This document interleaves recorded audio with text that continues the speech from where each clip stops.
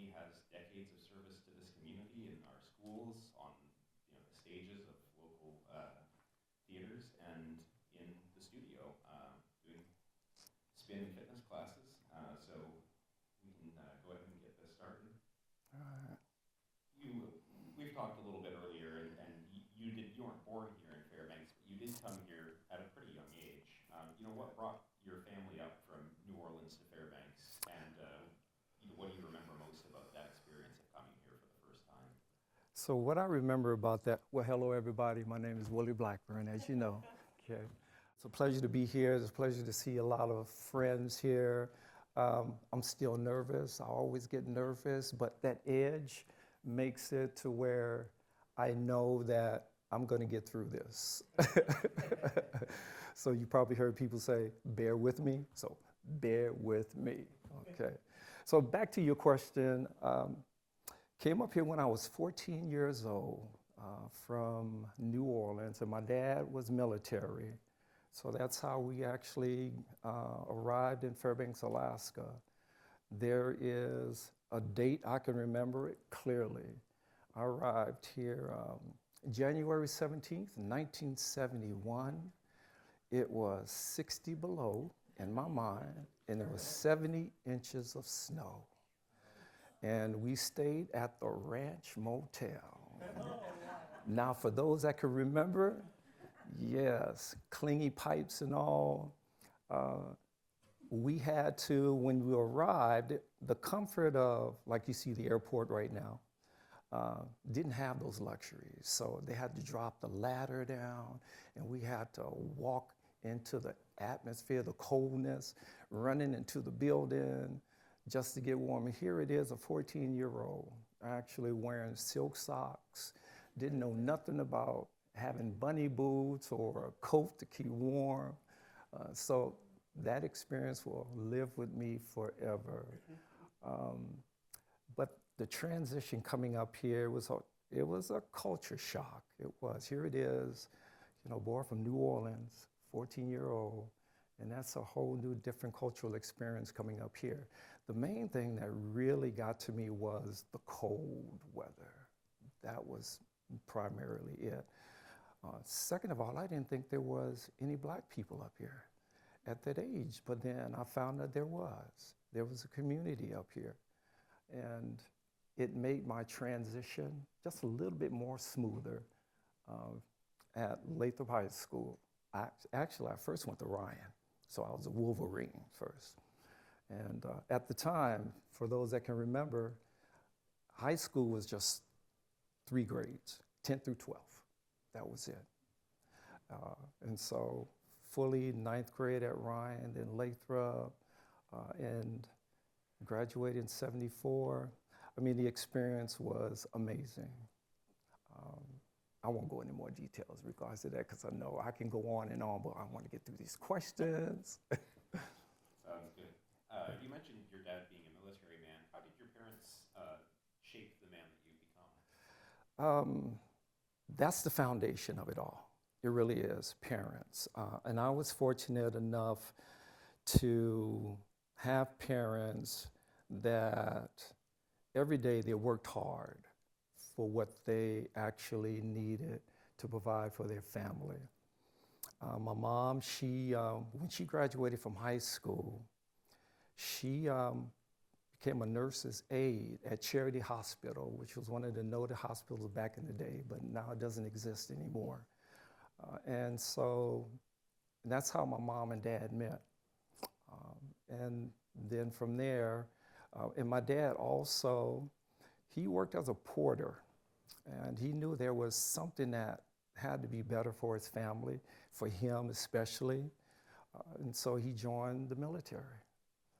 And from there, he always worked hard. He definitely did. Their service to the community, especially being nurse's aide. Mom worked for FRA back in the day and also up north on the slope. And then my dad, once he retired from the military, he was a nurse's aide also. He did 2 tours of Vietnam. There's certain things that you learn about your parents later on in life that really intrigues you in terms of how it impacts your upbringing. And that definitely did impact me, not knowing what he had gone through, doing 2 tours of Vietnam as a medic, and I did my research on it, and the things that a human has to experience, he shouldn't have to experience that. But he did, and he gave it everything. He wasn't the same person when he came back. He was a little bit more reserved and didn't talk as much, but what he did and provided for the family, it all stood out, because everything was about, they led by example every day, every single day. Once he retired from the military, put in 26 years. He actually worked 2 jobs after that, worked at Fairbanks Memorial Hospital as a nurse there, nurse's aide, and then also he worked for the police station too, in the custodial. And so I knew I couldn't get in trouble, because he was there. But they always actually provided and led by example, and always indicated in terms of, if you're going to do it, give it your best. And always want to make sure that us 7 siblings were given an opportunity to progress more than they have. And it was all about that. They want us to be successful in life, whatever we pursued. My main reason for going to college, actually, I didn't have a goal to go to college at all. Even though that was talked about around the table, my parents and also my grandparents, my aunts, it was, you have to. And I didn't learn until later on their reason for that, knowing what the upbringing was like, coming from the South. They didn't have an opportunity to actually go to school. And that's what they always indicated and pushed me in that direction. So I was actually the first generation to actually go to college and to graduate. That was one of the most significant points of my life. It made my parents happy. It really did. It was to fulfill their goals in life. And that was one of the things that definitely showed that how much care they put into you, that effortless time, 24/7 as a parent. I mean, you're talking about 7 kids now, 7. And each kid actually has a different personality altogether. Okay? So yeah, that's what I gained from my parents. Their hardworking goal, their effort, their servitude toward giving back, and not looking for any type of recognition, none whatsoever. Yeah. And then he became a minister also.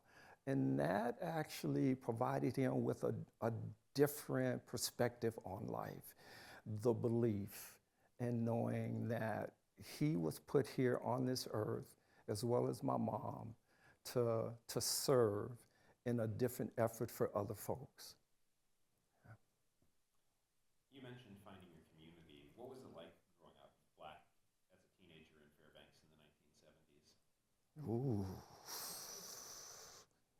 Let me take a deep breath. Okay, coming from the South, for one, there was Black empowerment from elementary school to middle school. I had Black educators. I mean, Black male role models. Every place that I went to, and we traveled quite extensively, especially in New Orleans. And then the culture shock of coming up here, it wasn't that. That put me back quite a bit right there, only for a moment, it is. And it also exposed me to being more of a well-rounded individual, to see how other people actually provide their livelihood, interact-wise. And it's just not the Black aspect of it, the Black culture, which was really important to me. But it was also how other cultures perceived you. And there wasn't that hardcore life like it was in the lower 48. At 13, 14 years old, I've actually seen the discrimination that's happened, the racism, the KKK, and that was real for me as a young kid. So I knew about that. I knew about the black and white fountains where you can actually only go there. There was restaurants that you can only go to, riding the back of the bus. And there was a reason why for riding the back of the bus. It wasn't because it was warm back there, because it was. It was because of the civil rights movement at the time, to where you weren't supposed to sit in the front. You're always supposed to be in the back. And so that always actually stayed in my mind in terms of knowing those particular obstacles, those challenges, those grave challenges growing up. But coming here to Fairbanks, it wasn't as much. I was quite surprised. It really wasn't. And so I was always on guard, always was, because there was two sets of rules in growing up being black in order to survive. Everything was about survival at the time. My parents, my grandparents, that two different codes in order to make sure that you survived. You came home after school. You came home at a certain time, making sure before that street lamp went out, you had to be home. That was your measure of survival right there. But being here in Fairbanks, Alaska, when I found there was a group of black students, South Side, let me tell you, it just actually just revived a sense of knowing myself, being confident in terms of who I was as a black person growing up.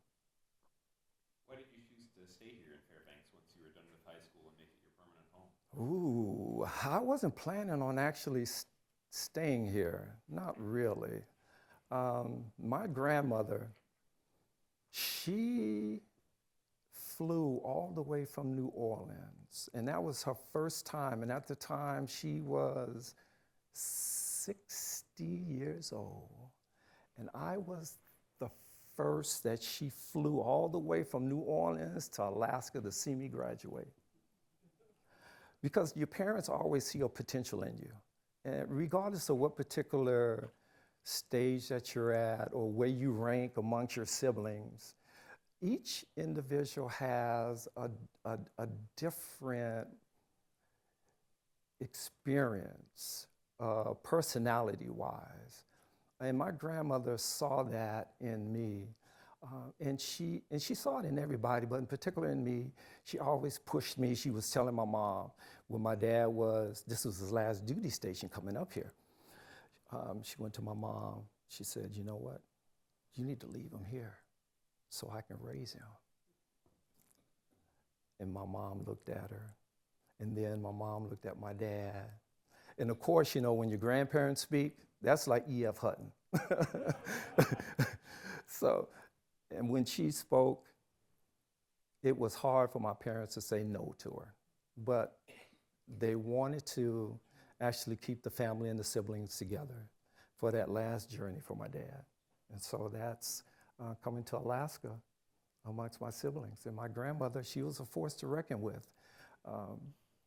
But she did everything with love. She's another person, and that's another story I can go into in terms of her being born in 1920, to where everybody knows about New Orleans, about Canal Street. And that's the big place to go to where you see all the enrichment happening. But during that time, did you know that there was a place, it's called, I'm trying to remember that. It's uptown, to where it was considered as like Wall Street, Black Wall Street, to where you had black businesses. You've seen restaurants, you've seen furniture stores, clothing being made, shoes being made right there on the spot. I mean, it was immaculate. And then all of a sudden, you see there's a shift where social economics takes place. And that's because of gentrifying and changing the dynamics of it, the success.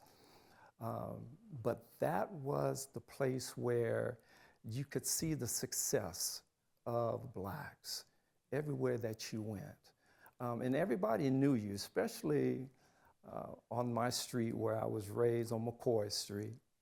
Everybody knew you. The Johnsons knew you, the Hamiltons knew you, the Hiltons, the McGrady's. And you know, if you got into trouble, it's just like the grapevine. They knew about it first, because when you got home from school, you had to actually go down the street and everybody would be actually in your ear. You know, and you had to be accountable to them. And my parents and my grandparents, we worked together. It was a community. It was a community where we actually looked out for each other. We didn't have to lock doors. We didn't have to worry about our neighborhood being vandalized. That was the type of community that I grew up in which when that generation passed on, it's disheartening to see that. And the only thing that you have to live with is just memories of what it was like back during that time. So it's a lot of love. What changes have you seen in Fairbanks over the 50-plus years that you've been here? Ooh, Tom, I know you've seen changes also. Just a few. Just a few. Well, gosh, Airport Road for one. It used to be one strip, if I'm not mistaken. Going all the way to Fort Wainwright, there wasn't the commercialized restaurants or the fast food chains, et cetera, or Freddy's. It was just basically wooded area. That was basically it. The population was small. The community, there was support, there was love. Small community here in Fairbanks. The biggest change that I've seen, other than the physical aspect of it, the environment-wise, was the influx of people coming in, having a whole new different outlook on the influence of the lower 48, put it that way. That was the biggest change I've seen, plus the progression of stores going up, like Nordstrom's. People, you can remember that back during the day. And even on 2nd Avenue, it was the place to be. Let me tell you. It was the place to be, even as a 14, 15-year-old. There was basically bars going down the way. And it was so interesting because you can actually go in one building over from 2nd to 1st Avenue, sawdust floors. I love that aspect of it. The theater was downtown as well. But now I don't see much of that anymore. The progression of it, the love for looking out for each other, especially during the wintertime, that's still there. Compared to, and I'm not trying to throw any shade from anybody from Anchorage, okay? Right? It's okay, it's a safe space. All right, this is a safe place, okay? But you see people that actually wave at you and say hi to you. And especially for the extreme winters, when you have to forego certain aspects of challenges, and you know the common goal, the common good is survival here during the wintertime. To stop, to ask somebody, do you need help? Do you need assistance? I even was part of it. I broke down one time before, and the person just stopped and just offered, and did not leave until I actually was able, up and running, to go. So that's the type of community that's still here. That's the element of, compared to big city, to where you don't actually get that. How you doing? How's your day going? And a smile on your face, and not begrudgingly. The lower 48, it's fast. It really is fast. My son, he's in Seattle, and so is my daughter. They were in so much of a rush when they graduated from high school. They wanted to get out of here. They did, in which I don't blame them. I mean, in terms of you want your kids to do the best, and there's other things and opportunities. They actually had to adjust to that life there. And how they do it, it just bewilders me, how they do it. The traffic, ooh, that's another thing about Fairbanks. We don't have the traffic yet, okay? I can still actually get to work within about 10 minutes. And during the wintertime, make it 7 minutes, okay? All right, good. But there's not the traffic, but in the lower 40, there's that traffic.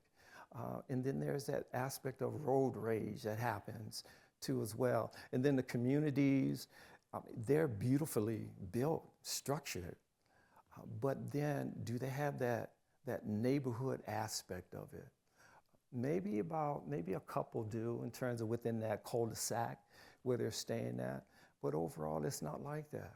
It's not. And that's where when I do leave and I enjoy it for the moment, the next thing I know, and I'm sure everybody here can attest to that, I want to get back home. I want to get back to where it's peaceful, where it's quiet, where I don't have to be so much in a rush. And then this is just like Cheers. When you go to Fred Meyer's or Wally World, Walmart, of course, you see everybody in this community. You stop to talk to each other.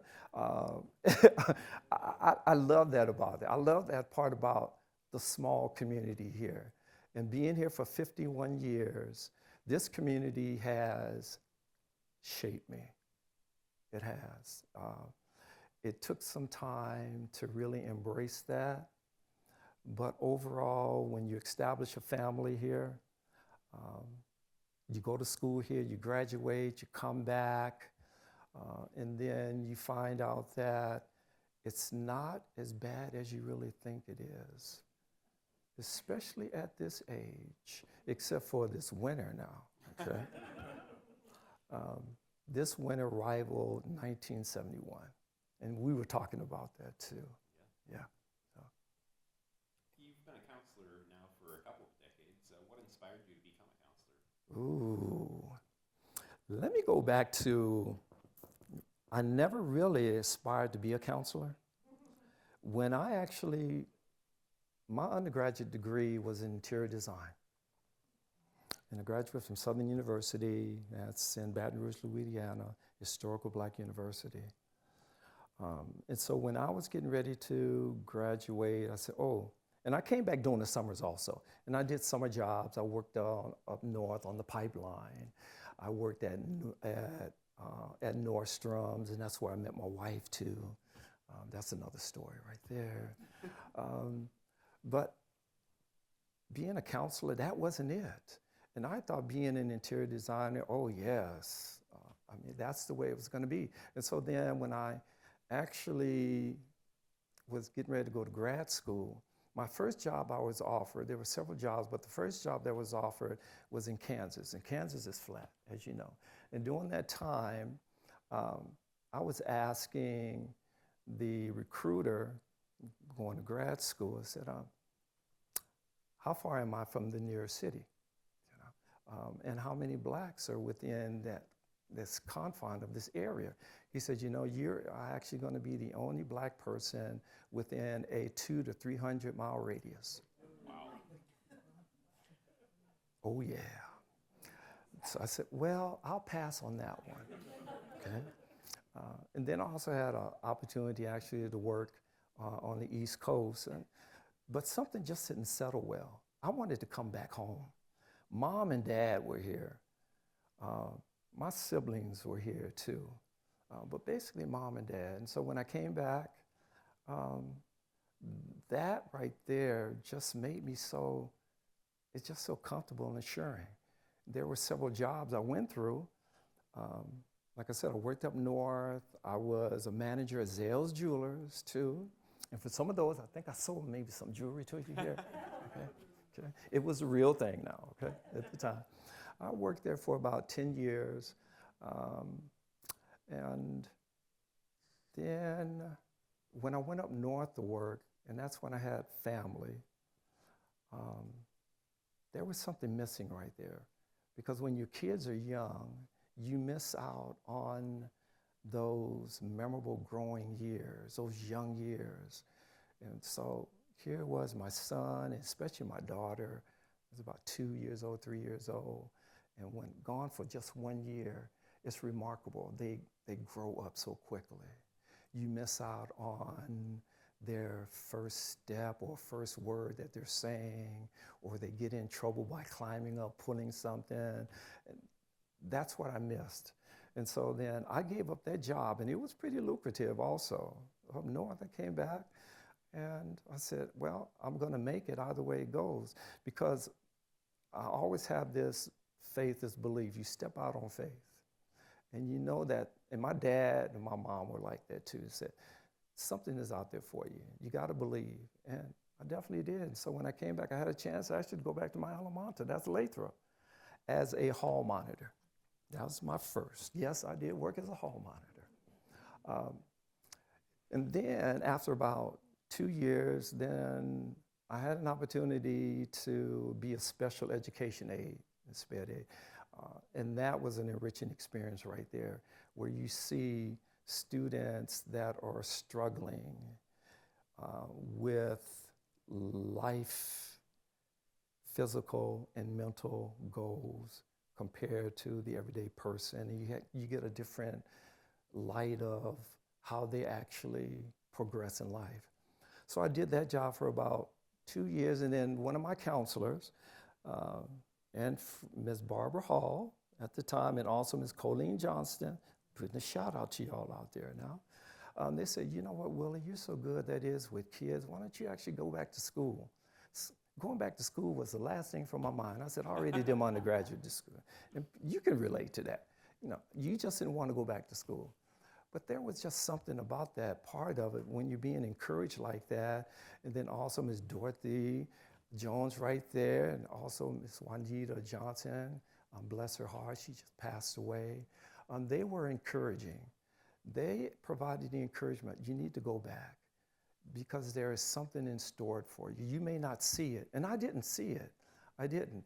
But other people see things about you that you basically can't realize at times. And so then I said, okay, I'll go back to school, but then here it is, I had a family. And so how is it that I was going to provide for my family, to go to school, to be a dad, to be a husband, and et cetera. And it was by this community, I just can't say enough about it. Jim Holt at the time, he was the principal at Lathrop. He actually provided an opportunity for me to actually, for my master's to be paid for through the district, being homegrown. If you actually commit to the district, and they always indicated that we want to actually promote homegrown people that's been here in the community. And so that's what happened. My master's degree was paid for. It was paid for by the district. You know, I put out the money, but they reimbursed me for it. And that was a stepping stone right there. Graduate school was hard. It was. And I'm telling myself, how am I going to actually deal with teenagers when I'm still a teenager myself? Okay? But there is something that happens within you. You mature along the way. Your family matures you. Your close friends, your colleagues, they encourage you, and you see you make a transition. You leave behind those things that you used to do, stay out late, partying hard. Yes, I did party back in the day. But then you have to give that up, and that's what I found myself doing. And then being a counselor, once I got that degree, oh, Lord, I was so glad. Oof, the hours that you put into it. Then it was the part of, will you have a job after you actually graduate? And like I said, there was somebody was looking out for me, and you know who that was. My first job was at Howard Luke, which people know about F.E. Cochran, but I knew about Howard Luke. And that community right there aligns with being from a Black community also. The family closeness, to always know that family comes first. And that to me just resonated. And I was there for 3 years. Basketball coach, an opportunity to do that. Also, there was a young teens program too. That was part of Howard Luke, that I had a chance to actually to give a little bit of assistance to students that were young parents, young pregnant young ladies that wouldn't have that outlook on life beyond just being a parent, being a young parent, single parent. But always encouraging them that there was more to life than what you think there was. And just giving them information. It was all about making sure you give information that's relevant to them so they can actually survive and succeed in life. And so that played an important part right there. Then after the 3rd year, of course, there was the cuts that happened. And then fortunately, I got another job at West Valley right after that. I mean, there was no break at all. So here it was at West Valley. That was the remaining of my time. And I'm still there now for at least one more time, one more year. And I know, well, we heard that before many times. But go ahead, questions. I can go on and on. In there you mentioned coaching basketball. How are coaching and counseling similar? Basketball, it was about camaraderie, about fellowship, knowing that you may not be the main ingredients, the starting 5, but you do play an important part. You play an important part in terms of encouragement. When things fail, it's just not the failure of the starting 5. It's everybody's failures. It's everybody's success. So that's how the counseling part comes into play too as well. With basketball, you encourage students to know that you have the support. There's going to be times where you're going to be challenged, but you have to understand challenges brings about success. It does, unless you decide to become a couch potato and do nothing about it. I've had teachers colleagues that actually exemplified that particular aspect in life that gave me the credibility to being the person that I am now. So in coaching in basketball, it's about being unified, meeting the challenges, but the relationships afterwards. It's not about what happens during the season, it's about afterwards, the longevity of, for example, there was a celebration of life for Michelle Stalder that happened this week. She's one of my colleagues from 1974. She was a remarkable person. And I'll speak to Ms. Dorothy Jones also about the circle of life and how that we're all actually going to pass through this life at some point in some time. But during that time, what you do is, during that celebration of life, it was not only just the death that's happening, that you mourn, that you miss your friend, but also you get to see people that you haven't seen in quite some time. And when you do see people for quite some time, the first thing that comes to mind is, I'm so glad to see you. There's a smile on your face. Here it is, I haven't seen one of my colleagues in 51 years. We played ball together. We actually had time with family-wise, with friends. His name is Howard Hughes, and there's Anthony Watson, Stephen Gage. I mean, all of those individuals, the Averys, you just miss those individuals that you grew up with, and they impact your life. And so seeing him after 51 years, it was like a family reunion. The only thing that was missing is just that time, but remembering that time we spent together. Of course, I played basketball, and the first thing that came to mind for him to ask me a question other than, "How you doing, Willie," after all these years, he said, "Can you still jump out of this gym?" And I'm like, "Yeah, in my mind I can at 70." But it's the conversation. It was just a joyous occasion just to see him. And those are the relationships that you establish with your colleagues after years. You get together, and of course, that circle gets smaller each year, but you relish those that are still here. And you make the best of all those opportunities. Yeah. We mentioned at the beginning of the hour how you'll be performing later this week in Music at the Garden. And so a lot of people do know that you are a musical performer, but I think they might not be well acquainted with kind of the depth of that love and kind of the experiences that you've had. You mentioned that you've performed at the Apollo Theater. Oof. Where did that love of music begin, and kind of what has music taught you over the course of your life? Well, growing up, we always had these 45s. People know what the 45s are, yes. We used to actually have parties where you put that stack on, and we used to actually just making sure we emulated who our favorite artist was. Back in the day, my mom's favorite one was Al Green. Gosh, she wore the threads off that Al Green.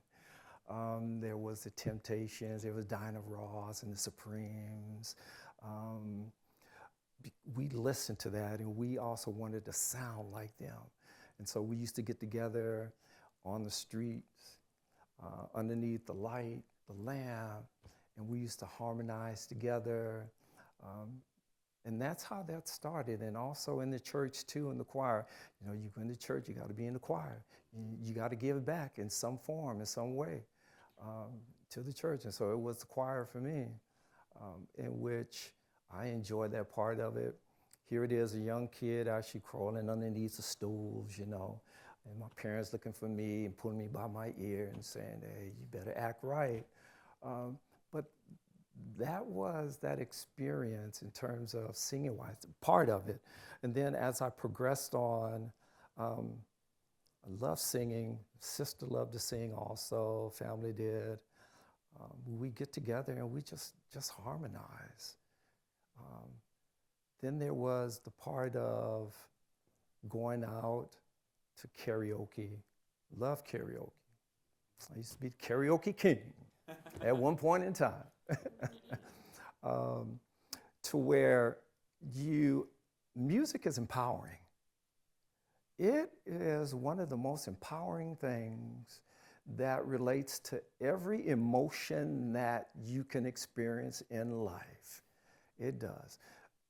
So in listening to Marvin Gaye, Otis Redding, Sitting on the Dock of the Bay, My Girl, those were life experiences right there.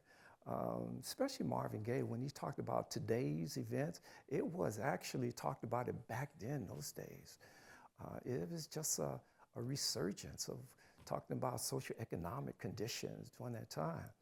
But we sang about those, and we got together, and we did it, getting into bands. I thought I was the guru of all gurus. At that time, I felt I was. Until I went to Apollo Theater. So I did get a chance to go there, but it's what they call the unsyndicated part of it, to where you audition to go on the actual Apollo, but you did have the audience that was there. I had a good friend that I've known for years. He said, "Willie, come on, come on." And so when you go to Harlem, he stayed in a building, sky-high building that was like 50 stores. And on his door, he had 25 locks on there. I was like, wow, really? He said, "Willie, you just don't know." I said, "What about that window over there?" He said, "Well, we've got people that are Spider-Man that can actually crawl and get through it." But the Apollo, he said, "Well, Willie, you're getting ready to have an experience. And so I did. I mean, I thought I was the cream of the crop. I was dressed right. I thought my vocals was right. I thought I picked the right song. And has anybody seen the Apollo Theater? Oh, yeah. So you know about the Sandman? Okay. So I had the chance to rub, you know, the stone. Yeah. Yeah, the wood. Yeah, for good luck. And then all of a sudden I started singing. And then about less than 30 seconds into it, here it was. Boo. And then all of a sudden that music came on. Then the next thing you know, I saw the Sandman coming out there with the hook. And I was being led off stage. I mean, that was crushing. That was humiliating. Right? That was a great sense of humility right there. And my friend was telling me, he said, Willie, he said, take it in as an experience and really take it to heart. Look at it and think about where you could be from years from now. He said, there are certain aspects of it that you did well, but there are other aspects of it. And he didn't go into details. He just said, just know that the potential is there. And I came back, and let me tell you, I definitely had a different outlook on performance. And the performance wasn't about me. That's the mistake I made. I thought it was about me. It should be, and it always should be, about the people that you entertain. That's what it comes down to. You want to make sure people feel good, not about how you perform, about you, but the performance, how it relates to them. And that was the biggest takeaway from that experience. And so then things started changing. I started changing my outlook on performing-wise.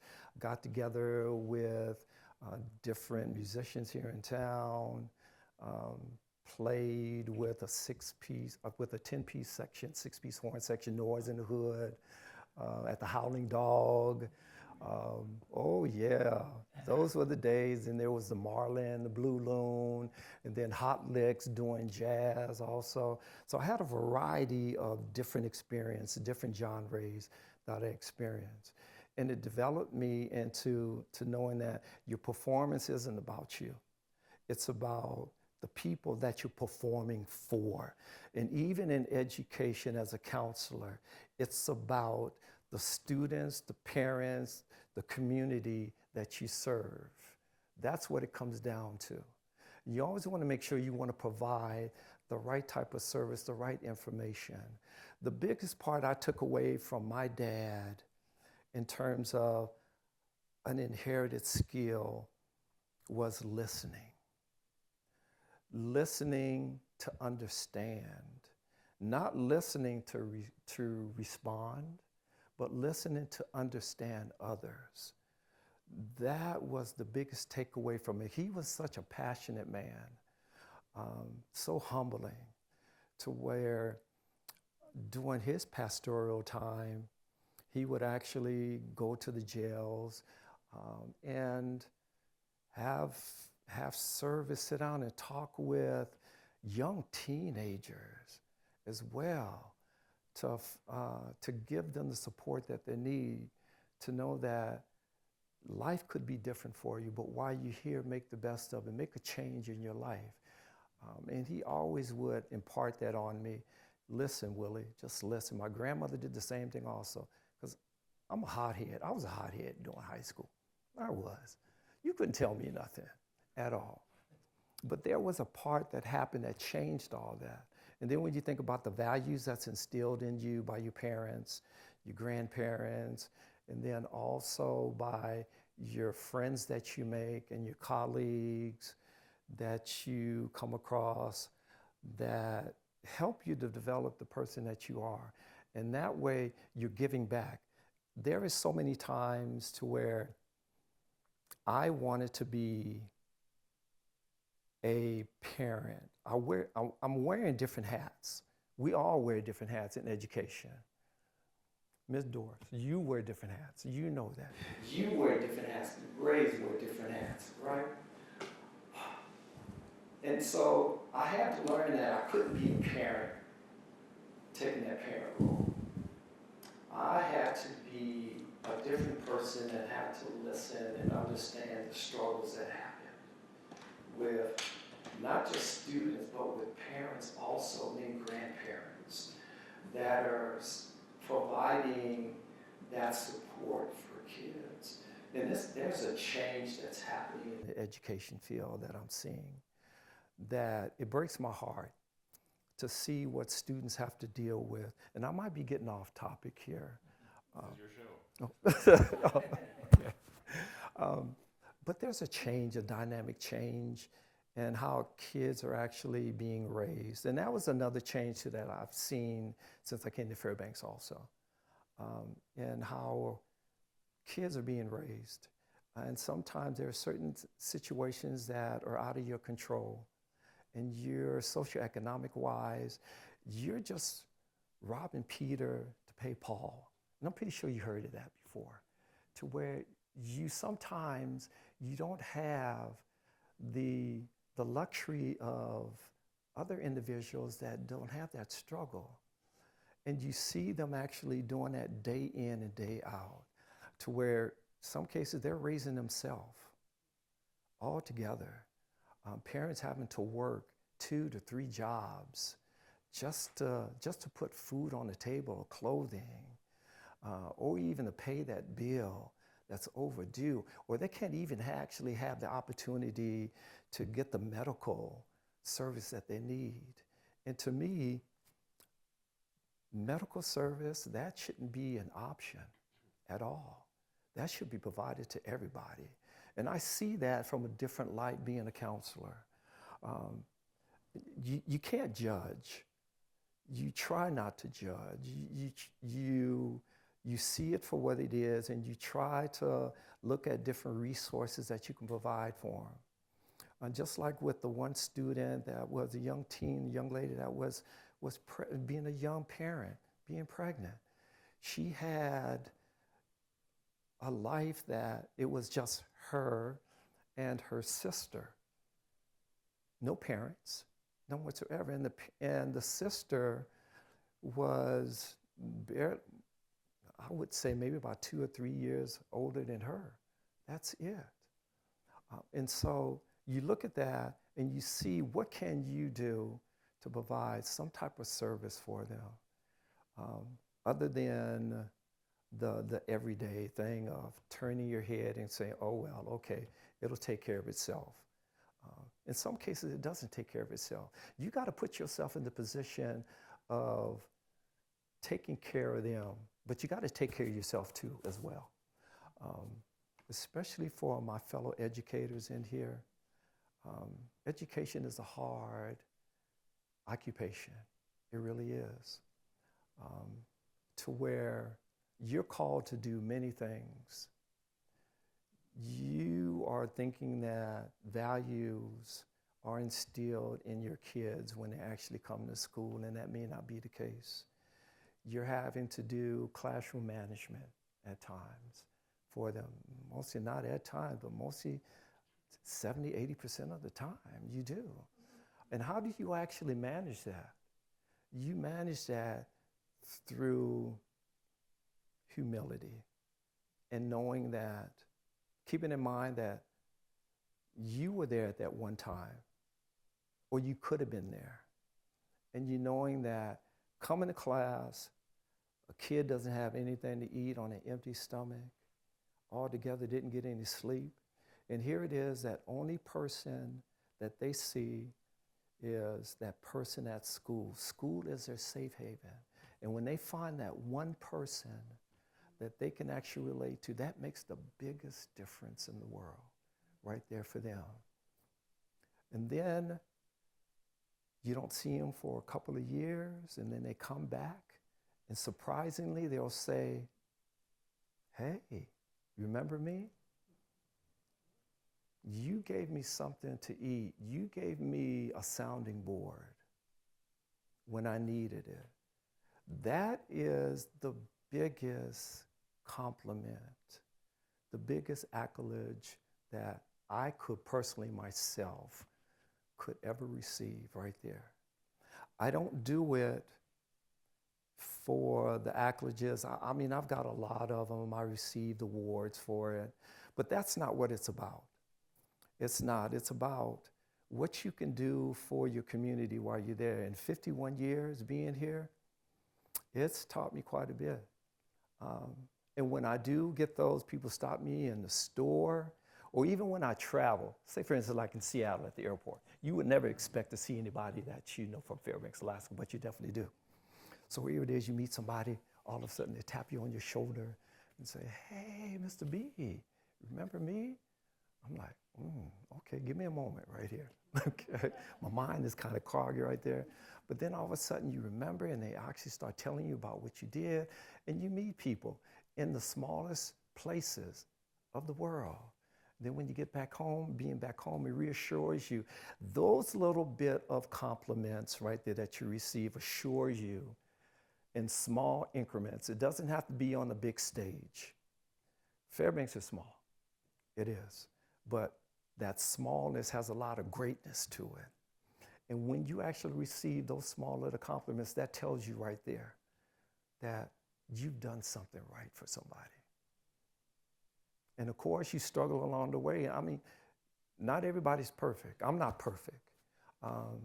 Being married for 45 years, for one, that within itself takes a lot of compromise. And I got to give it to my wife. She's actually been there to my side for those years. And I'm telling you, there were times, but there was something about that we saw in each other, and especially with my parents being married for over 40-some years too as well, that shows you that there is something to look forward to, even through the struggle. And then with your kids, having 2 grown kids, amazing kids. 40, my son's gonna turn 40, and my daughter's 37. Whitney, they both are a product of this community. I'm so proud of this community too as well. They actually have excelled. They give you, and I'm pretty sure you can identify with that, parents in this room, your kids actually give you the greatest hope in life, knowing that they've actually shown you what you've actually done right in small increments. It may not show at home, but when they get out in the world and you hear somebody else talk about your kids to you, guess what? It's like, Lord, thank you. Hallelujah. Woof. For my kids, that's what I love about it. And I got a granddaughter too, 8 years old. That's another journey right there within itself. When you become a grandparent, it takes on a whole new different dimension altogether. The thing that I hope for, based on what we're seeing and experiencing right now, is that they will actually have an opportunity to not experience the things that we're experiencing now. The same thing I can say for like my grandparents, my grandmother, for my mom, and my mom for us. There is always a level of progression that happens. You have to believe that. You have to give people hope. And it's hope and also assurance that better days are coming. Better days are definitely coming. And in spite of what we're seeing right now, and I've seen some of those bad days, I've experienced some of those bad days. Mrs. Jones, I know you experienced it also, that you stay confident in what you're doing, you stay committed to what you're doing, optimistic, and you also keep your belief that things are going to change. Like Sam Cooke, what's that song? A change is going to come, and it definitely is. Yeah. You have led me right to my next question. Woo! I'm getting close on time, but yeah. I'm going to sneak in a couple more. One of my favorite things that very much along the lines of what you just said, which is that the moral arc of the universe is long, but it bends toward justice. And everybody True. remembers the part about it bending toward justice, but sometimes you have to remember that there's also the first part, that the moral arc of the universe is long, and you're not always moving forward at the same speed, and sometimes you're even moving backward. What keeps you optimistic that even if we're not moving forward in a given moment, that we're still on our way to a better and more just future? He saw something, and that was when I actually was in the play for Mountaintop. That is one of the most challenging plays that I've ever experienced, and I wasn't the main person lead for that. I was the backup person for it. But to go through that, preparing yourself for that script, and knowing what he had gone through, that those last couple of hours where he had a conversation with the angel visited him, and there were some really poignant parts of his life that he saw the future. He really did. He gave the ultimate sacrifice, and knowing what he came through, his sacrifice was for everybody to be on accord. That's what it's going to take. Even though we're struggling, African Americans are struggling, people of different cultures are struggling, Asians, Chinese, Alaska Natives. We actually have to come together to overcome, and that was his main goal. He saw the future, and he indicated in there that I won't be here to see that. And I know that's going to happen. And that was his main theme. When I played that part of it, it was riveting to where I read up on him and studied, and knowing those intricate parts, those days, those nights he stayed up, the adversity, the marches he went through, being jailed, having to fear for his family, bombings, you name, being shot, stabbed, and what he sacrificed for. And his family, especially Coretta King too, she saw that too.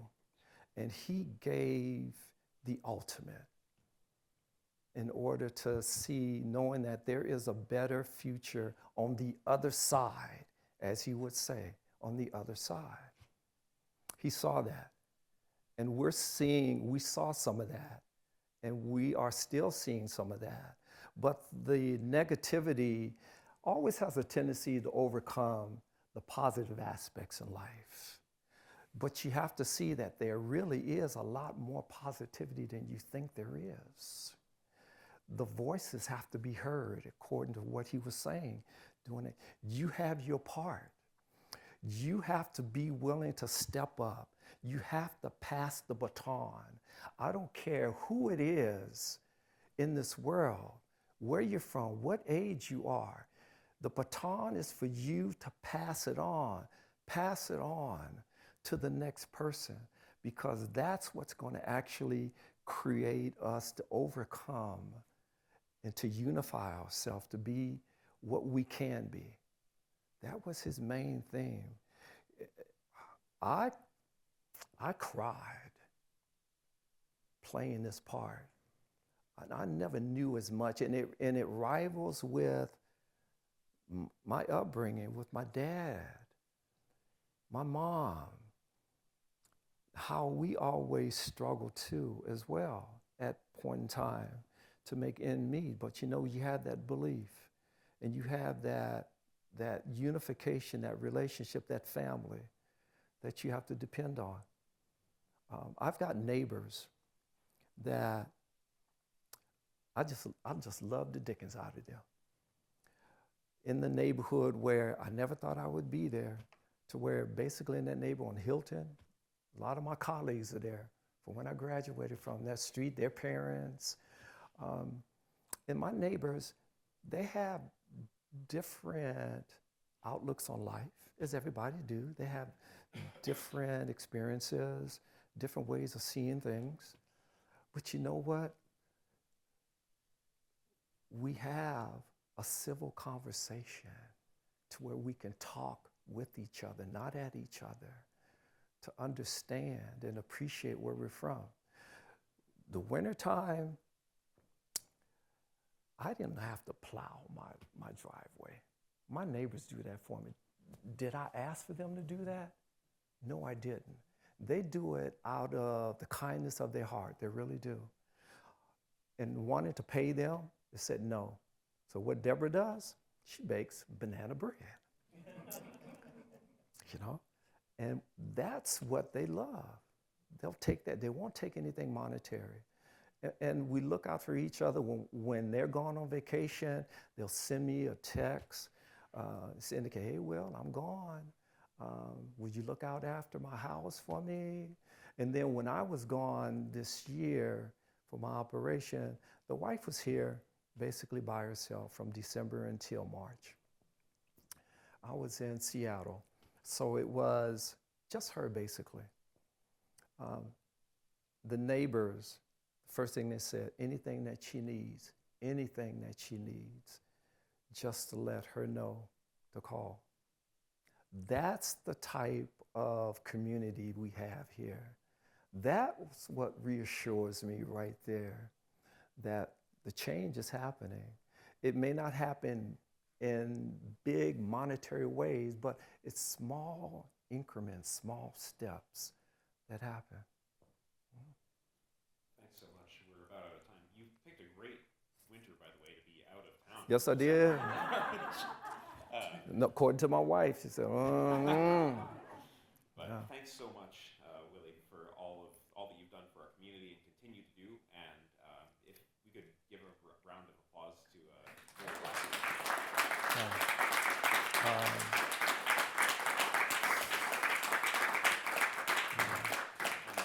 He's going to be expecting all of you on Thursday at Music in the Gardens. Music in the Gardens, as well as NAACP is doing their Juneteenth as well. That's going to be Saturday from 12 to 4 at the Carlson Center.